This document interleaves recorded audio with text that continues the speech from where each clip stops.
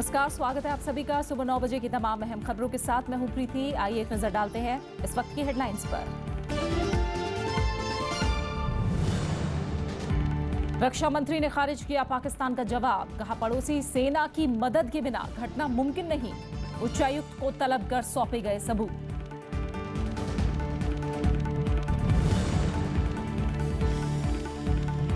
महाराष्ट्र के गढ़चिरौली में सुरक्षा बलों पर नक्सली हमला, 1 जवान की मौत, 11 घायल। C-60 कमांडोज के वाहन को बनाया निशाना।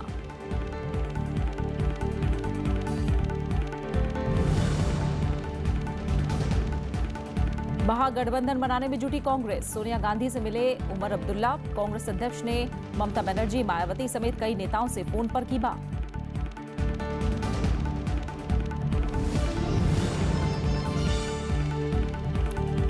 एनपीए से निपटने के लिए बैंकिंग नियमन कानून में होगा संशोधन। अध्यादेश को कैबिनेट की मंजूरी। सार्वजनिक क्षेत्र के बैंकों का 6.5 लाख करोड़ से ज्यादा बकाया।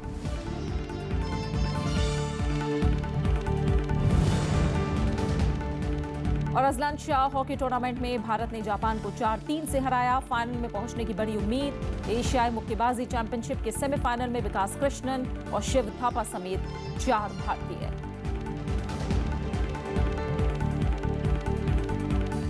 भारतीय जवानों के शवों को क्षत विक्षत करने के मामले में रक्षा मंत्री अरुण जेटली ने तीखी प्रतिक्रिया दी है।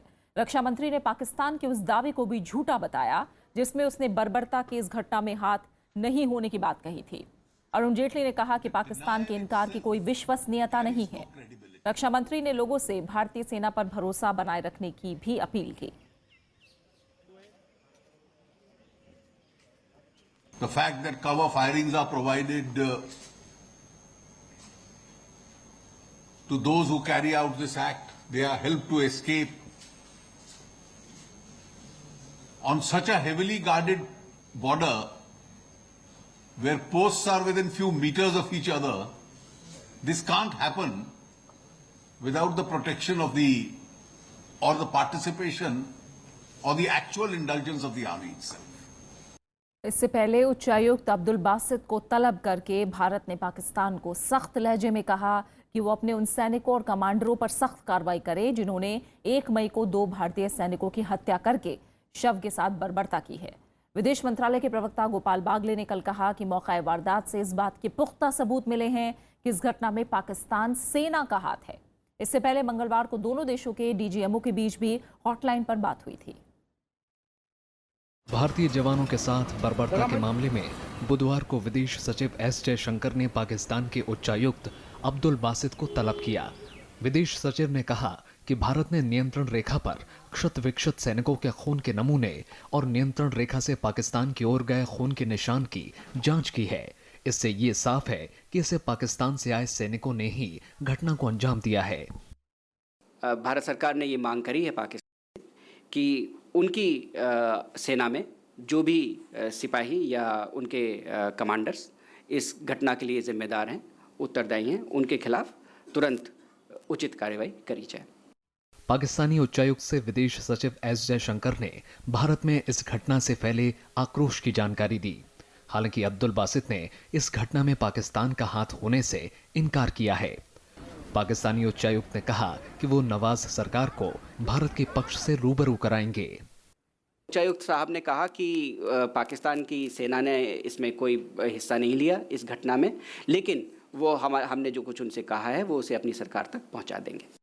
भारत ने पाकिस्तानी उच्चायुक्त को कहा कि भारतीय सैनिकों की हत्या कर उनको क्षत विक्षत करने की घटना अमानवीय है और अंतर्राष्ट्रीय नियमों का उल्लंघन है। विदेश सचिव ने कहा कि भारत ने पाकिस्तान को आतंकवाद पर लगाम लगाने के लिए कई बार कहा है, लेकिन उस पर इसका असर नहीं पड़ा। ऐसे में दोनों देशों की जनता के बीच भी कोई मेलजोल की स्थिति संभव नहीं है। भारत ने इस घटना के विरोध में पाकिस्तान से आए छात्रों को भी वापस भेज दिया है, जो एनजीओ के सहयोग से भारत भ्रमण पर आए थे। अखिलेश सुमन, राज्यसभा टीवी। कश्मीर में आतंकियों ने बुधवार को 2 बैंक लूट लिए। दोनों वारदातें 2 घंटे के अंतराल पर पुलवामा जिले में हुई। पहली वारदात में इलाकाई देहाती बैंक की वहीबाग शाखा में 4 आतंकी घुसे और 5 लाख रुपए लूट लिए। दूसरी घटना जम्मू कश्मीर बैंक के नेहामा शाखा में हुई। पिछले 3 दिन में बैंकों और उससे जुड़ी संपत्तियों पर यह चौथा हमला है। मंगलवार को भी आतंकियों ने एक बैंक से 65,000 रुपए लूट लिए थे। 1 मई को आतंकवादियों ने कुलगांव में कैश वैन पर हमला किया था। इसमें 5 पुलिस वालों समेत 7 लोगों की मौत हो गई थी। इस घटना के पीड़ित परिवारों से मुख्यमंत्री महबूबा मुफ्ती ने मुलाकात की। इस तरह से इनको बेदर्दी से कत्ल करना, मुझे लगता है कि ये हमारे कौम की इससे बड़ी बदकिस्मती कोई नहीं हो सकती है। हम लोगों को सोचना होगा कि इस किस्म की तोड़ फोड़, इस किस्म की डाकाजनी, इस किस्म के कत्लो गारत से आखिर हम क्या कर रहे हैं। हम अपनी कौम का क्या हम अपनी कौम के लिए क्या कर रहे हैं इस वक्त। हुर्रियत कॉन्फ्रेंस ने जम्मू कश्मीर के मौजूदा हालात पर चिंता जताते हुए सरकार के साथ बातचीत की पेशकश की है। हुर्रियत नेताओं के एक गुट ने मीरवाइज उमर फारूक की अध्यक्षता में श्रीनगर में कल बैठक की। मीरवाइज उमर फारूक ने कहा कि सरकार बल प्रयोग के बदले समस्या के समाधान पर जोर दे।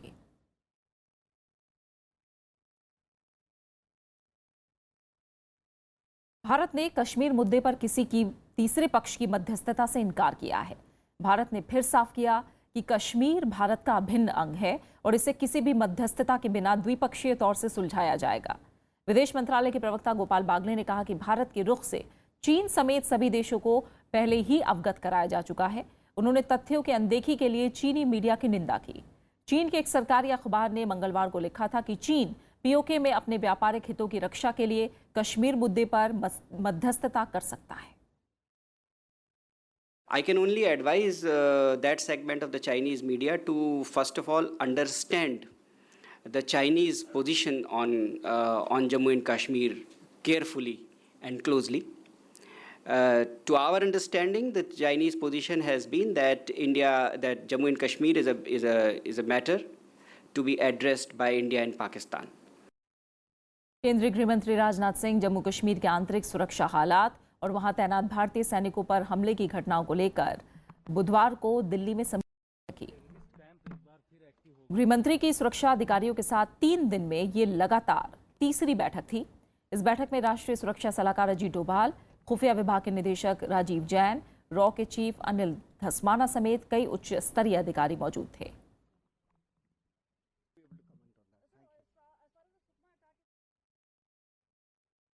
नक्सलियों ने एक बार फिर बड़ा हमला किया है। महाराष्ट्र के गढ़चिरौली जिले में बुधवार को C-60 कमांडोज के एक बमरोधी वाहन पर लैंडमाइन हमला किया गया। समाचार एजेंसी ANI के मुताबिक इस हमले में 11 जवान जख्मी हो गए, जबकि एक पुलिसकर्मी की मौत हो गई। इससे पहले भी नक्सलियों के साथ मुठभेड़ में एक CRPF और 2 महाराष्ट्र पुलिस के जवान घायल हो गए थे। 24 अप्रैल को छत्तीसगढ़ के सुकमा जिले में नक्सलियों ने एक बड़े हमले में CRPF के 25 जवानों की मौत हो गई थी और 6 घायल हो गए थे। बुधवार को हुई आर्थिक मामलों की मंत्रिमंडलीय समिति की बैठक में कई अहम फैसले लिए गए।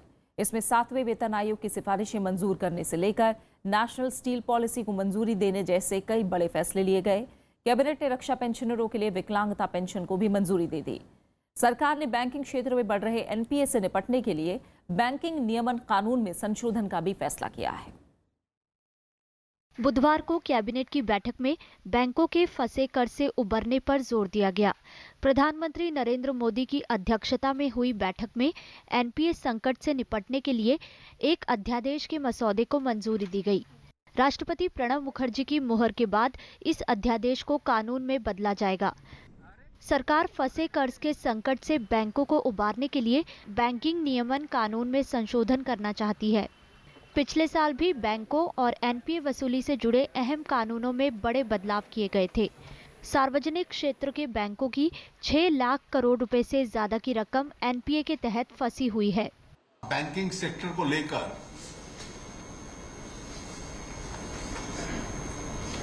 कुछ प्रमुख निर्णय मंत्रिपरिषद में हुआ है, लेकिन एक मर्यादा है कि जब माननीय राष्ट्रपति जी को कोई मंत्रिपरिषद सिफारिश करता है तो उस प्रपोजल की डिटेल्स हम तब तक नहीं देते जब तक राष्ट्रपति भवन से और माननीय राष्ट्रपति जी का उसको स्वीकृति ना आ जाए। राष्ट्रीय इस्पात नीति 2017 को भी मंत्रिमंडल की मंजूरी मिल गई है। इसके तहत देश के इस्पात क्षेत्र में 10 लाख करोड़ रुपए का निवेश किया जाएगा। सरकार ने 2030 तक कच्चे माल के लिए आयात पर निर्भरता खत्म करने का लक्ष्य रखा है। इसके अलावा 7वें वेतन आयोग की सिफारिशों में सुधार के प्रस्ताव को भी मंजूरी दे दी गई है। ये सुधार 1 जनवरी 2016 से लागू होंगे।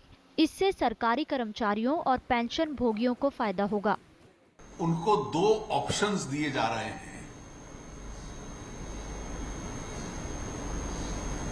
एक 2.57 के मल्टीप्लायर के बेस पे ले लें पेंशन, या फिर एक वैकल्पिक, इसमें थोड़ा सा पे कमीशन से अलग गए हैं, पे फिक्सेशन का एक फॉर्मूला पेंशन कमेटी ने दिया है। इन दोनों में से जो भी फेवरेबल होगा, दोनों ऑप्शंस रिटायरीज के पास अवेलेबल होंगी। कैबिनेट की बैठक में और भी कई अहम फैसलों को मंजूरी दी गई। सरकार ने भोपाल, भरतपुर और गुवाहाटी के विनिवेश को मंजूरी दे दी है।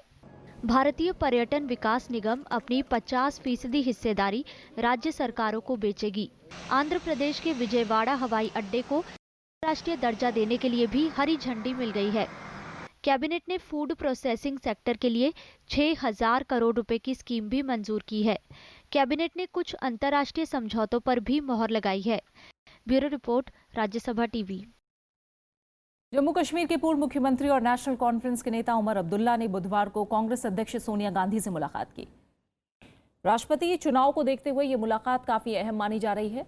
दोनों नेताओं के बीच करीब आधे घंटे तक चली बैठक में रियासत के सियासी हालात, घाटी के हालात, आतंकी घटनाओं में बढ़ोतरी समेत कई मुद्दों पर चर्चा हुई।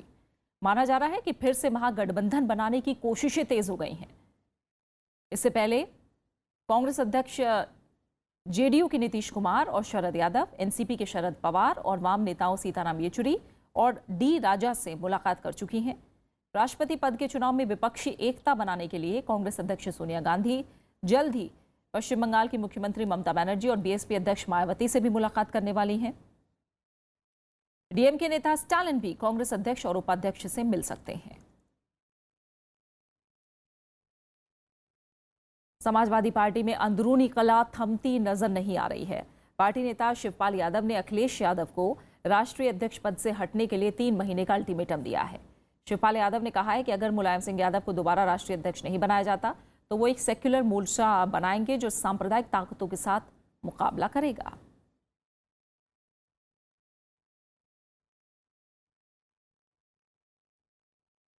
जेल में बंद एआईएडीएमके के नेता वीके शशिकला ने सजा को लेकर बुधवार को सुप्रीम कोर्ट में पुनर्विचार याचिका दाखिल की। अदालत ने भ्रष्टाचार के मामले में उन्हें 4 साल जेल की सजा सुनाई है। शशिकला के अलावा वीएन सुधाकरन और इला वारासी ने भी याचिका दाखिल की है। याचिका में कर्नाटक हाईकोर्ट के जरिए उन्हें बरी करने के फैसले को रद्द करने की चुनौती दी गई है। अदालत ने 14 फरवरी को इस मामले में शशिकला को दोषी ठहराया था। तो खबरें जारी हैं, हम लौट रहे हैं एक छोटे से ब्रेक के बाद।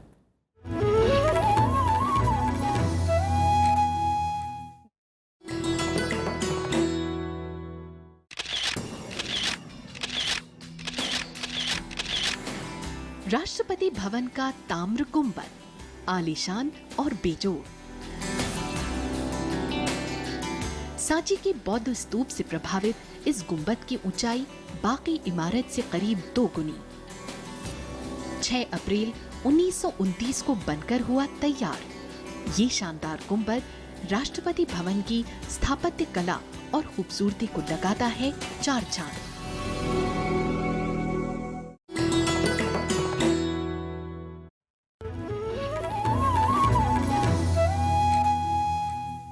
दिल्ली हाईकोर्ट ने विधि आयोग की सिफारिशों को लागू करने को लेकर चुनाव आयोग से जवाब मांगा है। आयोग को निर्देश दिया गया है कि चुनाव प्रक्रिया में पारदर्शिता के लिए राजनीतिक दलों के खर्च और चंदा जुटाने से जुड़े नियमों को अदालत के सामने पेश करें। हाईकोर्ट ने यह भी कहा कि राजनीतिक दल पारदर्शिता और जिम्मेदारी से जुड़े नियमों का किस तरह पालन कर रहे हैं, इस बारे में स्थिति स्पष्ट की जाए। आयोग से 12 अक्टूबर तक स्टेटस रिपोर्ट दाखिल करने के लिए कहा गया है। इस मामले में एक एनजीओ ने कोर्ट में याचिका दायर की है जिसमें विधि आयोग की सिफारिशों को लागू करने की मांग की गई है। आम आदमी पार्टी में चल रहा राजनीतिक विवाद फिलहाल थमता नजर आ रहा है। पार्टी ने बुधवार को विधायक अमानतुल्लाह खान को निलंबित कर दिया। अमानतुल्लाह ने कुमार विश्वास को बीजेपी का एजेंट बताया था। इसकी जांच के लिए समिति बनाई गई है। नाराज विश्वास को राजस्थान का प्रभारी बनाया गया है। आम आदमी पार्टी के शीर्ष नेतृत्व पर आरोप लगाने वाले कुमार विश्वास को मनाने देर रात खुद अरविंद केजरीवाल उनसे मिलने पहुंचे।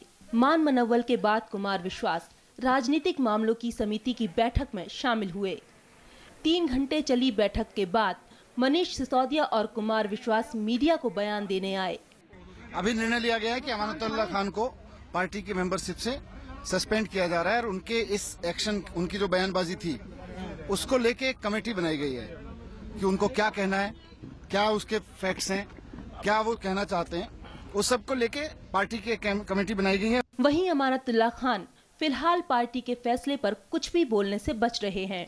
2.5 साल पुराना आया हुआ दूसरी पार्टी से कार्यकर्ता हूँ, मैं अपनी क्या बात रखूंगा। कुमार विश्वास अमानतुल्लाह खान को पार्टी से बाहर करने पर अड़े थे। अमानतुल्लाह खान के निलंबन के बावजूद कुमार के चेहरे पर बेचैनी इस तस्वीर से साफ देखी जा सकती है। इसकी वजह कई हैं। मनीष सिसोदिया ने मीडिया के जरिए पार्टी के खिलाफ चल रहे कुमार के बयानों पर आपत्ति जताई थी। केजरीवाल या सिसोदिया ने अब तक अमानतुल्लाह खान के उस बयान का खंडन नहीं किया है जिसमें कुमार पर पार्टी तोड़ने का आरोप लगाया गया था। कुमार विश्वास ने अमानतुल्लाह खान को मुखौटा बताया था, लेकिन उसे शह देने वाले पर कोई कार्रवाई नहीं हुई। लेकिन कुछ विचार विमर्श पार्टी में होने चाहिए थे, जो हो रहे हैं। अब उनकी प्रक्रिया प्रारंभ हुई है, उसके लिए मैं आभार व्यक्त करता हूं और उस हर कार्यकर्ता को, उस हर व्यक्ति को जिसने इस कठिन समय में मेरे साथ खड़े होने के लिए स्वयं को आगे लाए, उन सबको आभार देता हूं।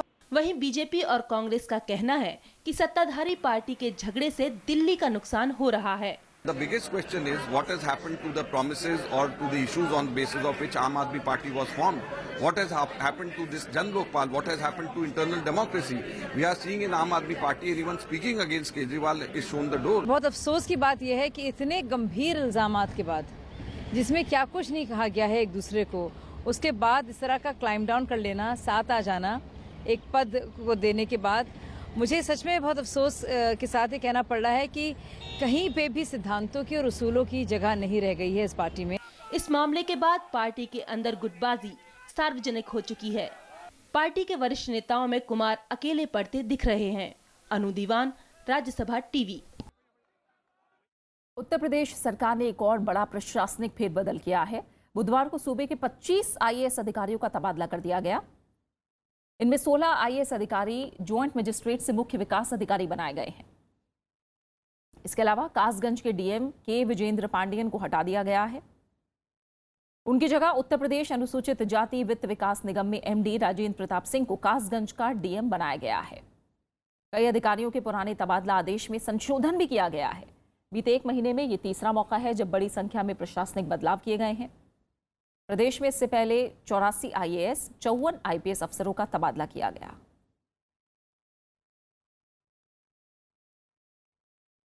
उत्तर प्रदेश के फैजाबाद में एटीएस ने बुधवार को संदिग्ध आईएसआई एजेंट को गिरफ्तार किया है। एटीएस के मुताबिक गिरफ्तार एजेंट की पहचान आफ्ताब अली के रूप में हुई है। आफ्ताब अली ने पाकिस्तान में आईएसआई से जासूसी का प्रशिक्षण लिया है। साथ ही वो पाकिस्तान उच्चायोग के अधिकारी के संपर्क में भी था और उनसे संपर्क के लिए कोड नेम का इस्तेमाल करता था। वहीं एक दूसरे जासूस अल्ताफ भाई कुरैशी को मुंबई के पापड़वाड़ी इलाके से गिरफ्तार किया गया। अल्ताफ मुंबई से आफ्ताब को जासूसी के लिए पैसे भेजता था। उसने कई बार आफ्ताब के खाते में पैसे डाले। ये पैसे उसे पाकिस्तानी खुफिया एजेंसी आईएसआई मुहैया करा रही थी। सुप्रीम कोर्ट ने तमिलनाडु सरकार से किसानों की खुदकुशी रोकने के लिए तत्काल सकारात्मक कदम उठाने का निर्देश दिया है। अदालत ने तमिलनाडु सरकार से पूछा है कि राज्य में किसानों के जरिए की जा रही खुदकुशी को रोकने के लिए क्या कदम उठाए गए हैं। अदालत ने तमिलनाडु सरकार से कहा कि फसलों के लिए न्यूनतम समर्थन मूल्य के बारे में किसानों को जागरूक करें ताकि प्रदेश के किसान इसका लाभ उठा सकें और वो मंडी में सही दाम पा सकें। जस्टिस दीपक मिश्रा की अध्यक्षता वाली 3 सदस्यीय पीठ ने कहा कि हम तमिलनाडु सरकार से उम्मीद करते हैं कि वो अगली तारीख पर इससे निपटने की योजनाएं पेश करेगी। सुप्रीम कोर्ट ने गौरक्षा के नाम पर बने संगठनों की जांच के लिए हर जिले में निगरानी अफसर नियुक्त किए जाने की मांग को खारिज कर दिया है। बुधवार को एक याचिका पर सुनवाई करते हुए सुप्रीम कोर्ट ने कहा कि राज्यों और केंद्र सरकार का जवाब आने तक इस पर कोई आदेश पारित नहीं किया जा सकता। कोर्ट ने केंद्र और 5 राज्यों से 6 हफ्ते में जवाब दाखिल करने को कहा है।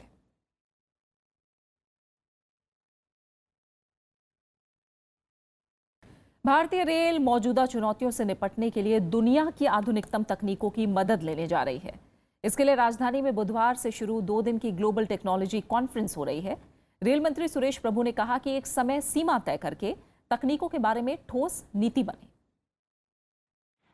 रेलवे सुरक्षा और बेहतर सेवा जैसी तमाम चुनौतियों से निपटने के लिए विदेशी तकनीकों की मदद लेने जा रही है। इसके लिए RDSO ग्लोबल टेक्नोलॉजी कॉन्फ्रेंस कर रहा है। इस मौके पर रेल मंत्री ने कहा कि रेलवे बोर्ड के सदस्य नई तकनीकों के बारे में जून महीने तक ठोस खाका तैयार करें जो सस्ती और टिकाऊ तकनीक हो। Best known technologies, how to integrate them, we'll have to decide about how to move forward. Not that by June end we'll be able to get all technologies, but a process of moving on. That decision we can take, how we should move forward. Rail मंत्री सुरेश प्रभु का दावा है कि अगले 1 दशक में भारतीय rail भारी निवेश करने जा रही है। इसमें सुरक्षा को प्राथमिकता देते हुए रेलवे लंबी और छोटी अवधि की रणनीति पर जोर दे रही है। रेल मंत्रालय का कहना है कि सुरक्षा और क्षमता विस्तार जैसे मसलों पर नई तकनीकें मददगार साबित होंगी। The technology should be fit and forget type. Once you have fitted, whatever is the life you have prescribed, till that time it should not need any attention. सम्मेलन में 20 देशों के 64 रेलवे विशेषज्ञ और रेल कंपनियां हिस्सा ले रही हैं। Arvind Kumar Singh, Rajya Sabha TV. GST bill pass करने के लिए आज हरियाणा विधानसभा का विशेष सत्र बुलाया गया है। 1 दिवसीय विशेष सत्र में जीएसटी के अलावा 5 अन्य संशोधन बिल भी पेश किए जाएंगे। सत्र दोपहर 2 बजे से शुरू होगा। बुधवार को मध्य प्रदेश विधानसभा में भी जीएसटी बिल पास हो गया। अब तक मध्य प्रदेश समेत 6 राज्यों की विधानसभाओं में जीएसटी बिल पास कराया जा चुका है। जीएसटी कानून लागू होने से पहले इस बिल को देश के सभी राज्यों की विधानसभाओं में पास किया जाना जरूरी है। सरकार 1 जुलाई से जीएसटी लागू करना चाहती है। देश दुनिया में कल विश्व प्रेस स्वतंत्रता दिवस मनाया गया। इस मौके पर प्रेस की आजादी और पत्रकारों की सुरक्षा को चुनौती से जुड़े कई कार्यक्रम हुए। द हूट संस्था के मुताबिक देश में पिछले 16 महीनों में पत्रकारों पर हमले की 54 घटनाएं सामने आई हैं। इधर दिल्ली में एक कार्यक्रम का आयोजन हुआ जहां कई वरिष्ठ पत्रकारों ने भारत में मीडिया की आजादी पर चर्चा की। मीडिया कर्मियों पर हमले और पेड न्यूज पर भी चिंता जताई गई। विश्व प्रेस स्वतंत्रता दिवस पर दिल्ली में कई वरिष्ठ पत्रकारों ने प्रेस की आजादी और उसकी भूमिका पर अपने विचार रखे। पत्रकारों ने कहा कि किसी भी देश में प्रेस की आजादी से ही वहां अभिव्यक्ति की आजादी का अंदाजा लगाया जा सकता है। पत्रकारों ने माना कि सोशल मीडिया लोकतंत्र के 5वें स्तंभ के रूप में स्थापित हो रहा है। सोशल मीडिया को मेन स्ट्रीम मीडिया का एक्सटेंशन मानने का and sometimes even alternative. There are conscious attempts to place social media as the fifth state, fifth pillar of democracy. और कोशिश ये हो रही है कि मेन स्ट्रीम मीडिया के बराबर उसको लेजिटिमेसी दे दी जाए। कार्यक्रम में पत्रकारों पर हमले और पेड न्यूज पर भी चिंता जताई। कहीं जब मीडिया पे हमला होता है, कहीं न कहीं जब मीडिया के बारे में अनाप शनाप चीजें कही जाती हैं तो कहने वालों में ये कॉन्फिडेंस है कि ये आम जनता आपको बैक कर देगी, आम जनता हमारी बात को समझ के एक्सेप्ट करेगी। साल 1993 से विश्व प्रेस स्वतंत्रता दिवस मनाया जा रहा है। संयुक्त राष्ट्र महासभा ने 3 मई को ये दिवस मनाने का फैसला किया था। इसका मकसद प्रेस की आजादी के प्रति जागरूकता फैलाना है। लीना शर्मा, राज्यसभा टीवी। दिल्ली के विज्ञान भवन में राष्ट्रपति प्रणब मुखर्जी ने बुधवार को राष्ट्रीय फिल्म पुरस्कार के विजेताओं को सम्मानित किया। के विश्वनाथ को दादा साहब फाल्के पुरस्कार से नवाजा गया। फिल्म रुस्तम के लिए अक्षय कुमार को बेस्ट एक्टर का अवार्ड दिया गया। वहीं फिल्म नीरजा के लिए सोनम कपूर को विशेष उल्लेख के अवार्ड से सम्मानित किया गया। इसके साथ ही आमिर खान की फिल्म दंगल में गीता फोगाट का किरदार निभाने वाली अभिनेत्री ज़ारा वसीम को बेस्ट सपोर्टिंग एक्टर के राष्ट्रीय पुरस्कार से नवाजा गया और फिल्म पिंक को बेस्ट फीचर फिल्म के राष्ट्रीय पुरस्कार से सम्मानित किया गया। समारोह में सूचना और प्रसारण मंत्री वेंकैया नायडू के अलावा कई बॉलीवुड हस्तियां मौजूद थीं।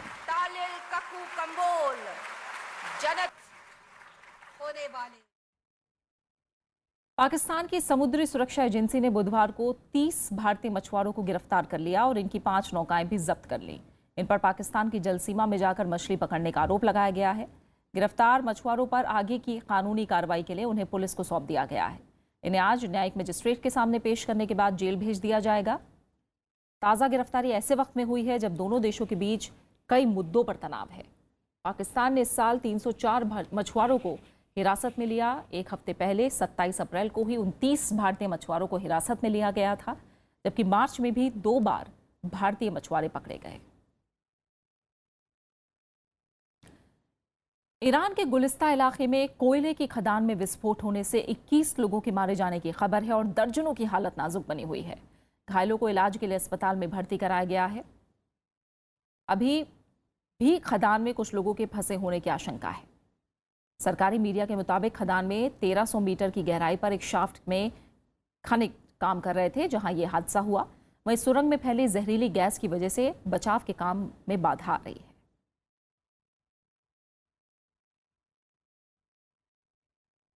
बात खेलों की करते हैं। मलेशिया के इपोह में खेले जा रहे अजलान शाह हॉकी कप में बुधवार को रोमांचक मुकाबले में भारत ने जापान को 4-3 से हरा दिया।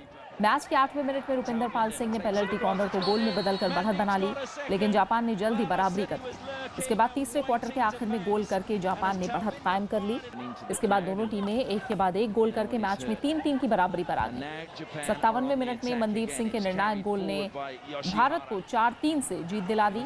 मैच में मनदीप सिंह ने हैट्रिक लगाई। भारत मंगलवार को ऑस्ट्रेलिया से हार गया था। अब लीग के आखिरी मैच में भारत की टक्कर मेजबान मलेशिया से 5 मई को होगी।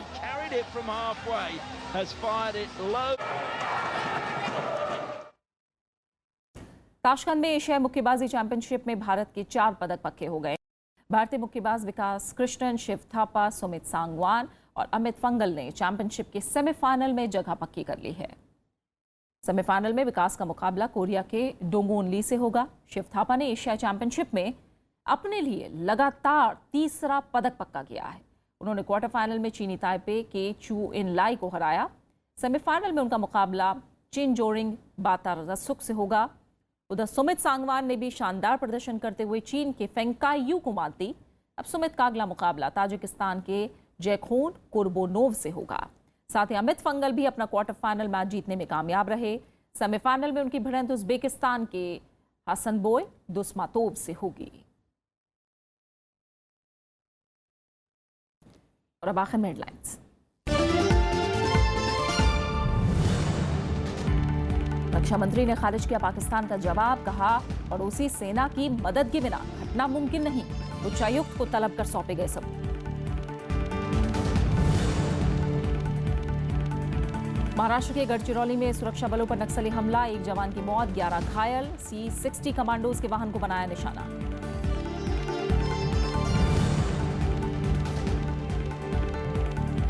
महागठबंधन बनाने में जुटी कांग्रेस, सोनिया गांधी से मिले उमर अब्दुल्ला। कांग्रेस अध्यक्ष ने ममता बनर्जी, मायावती समेत कई नेताओं से फोन पर की बात।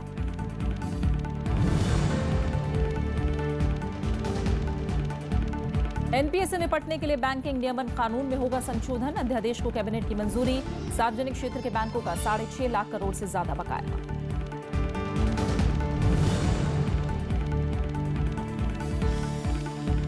और अजलान शाह हॉकी टूर्नामेंट में भारत ने जापान को 4-3 से हराया। फाइनल में पहुंचने की बड़ी उम्मीद। एशियाई मुक्केबाजी चैंपियनशिप के सेमीफाइनल में विकास कृष्णन और शिव थापा समेत 4 भारतीय। और फिलहाल इस बुलेटिन में इतना ही। आगे आप देख सकते हैं देश देशांतर। नमस्कार।